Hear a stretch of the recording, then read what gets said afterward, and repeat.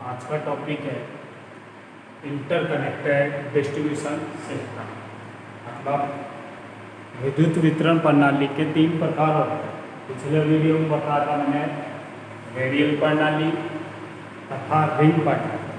आज जो है वो है इंटरकनेक्टेड डिस्ट्रीब्यूशन सिस्टम।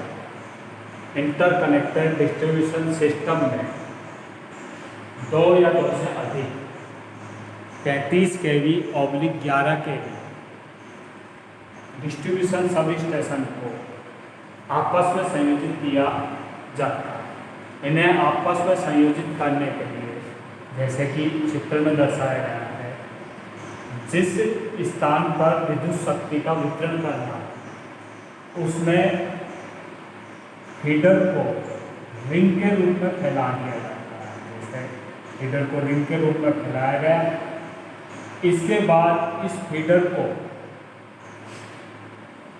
2 या 2 से अधिक डिस्ट्रीब्यूशन सब स्टेशन से कनेक्ट कर दिया जाता है। इसके बाद इस फीडर से पोल माउंटेड सब स्टेशन जो कि 11 kV / 440 वोल्ट का होता है उसको सप्लाई दी जाती। पोल माउंटेड सब स्टेशन से डिस्ट्रीब्यूटर निकलता है और डिस्ट्रीब्यूटर सर्विसमैन को सप्लाई प्रदान करता है। जैसे ये 4 सब स्टेशन है, distribution sub station S1, S2, S3 और S4। इनको आपस में संयोजित कर दिया गया है। एक फीडर निकाला गया है इस फीडर को इन चारों से सप्लाई प्रदान की गई। इसके बाद इन इस फीडर से डिस्ट्रीब्यूटर निकाला गया, मतलब डिस्ट्रीब्यूटर निकालने के लिए पोल माउंटेड सब स्टेशन लगाएंगे। उसके बाद पोल माउंटेड सब स्टेशन से डिस्ट्रीब्यूटर निकलेगा और डिस्ट्रीब्यूटर सर्विसमैन को सप्लाई प्रदान करेगा। अब इस पद्धति के प्रणाली के लाभ कई हैं।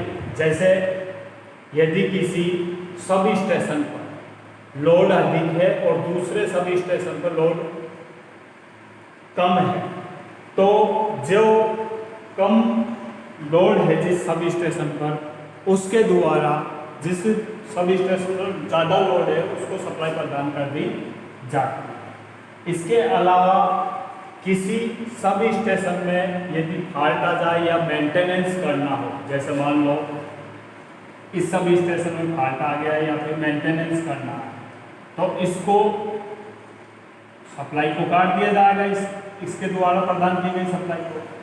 फिर भी इन उपभोक्ताओं को लगातार सप्लाई बाकी जो सब स्टेशन है उनके माध्यम से मिलती रहेगी।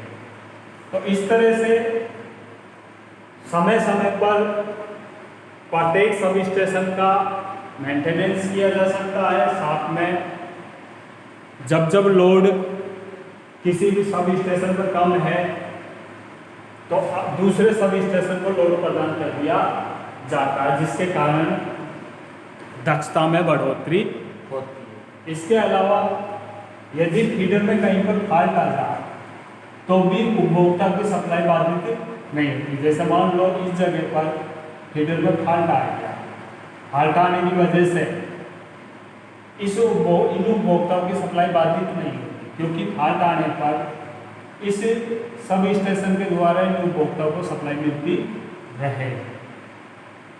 इसी तरीके से मान लो इस जगह फॉल्ट आ जाता है, तो फॉल्ट आ जाने पर इन उपभोक्ताओं को सप्लाई इस सब स्टेशन से मिलती रहेगी, इस सब स्टेशन से,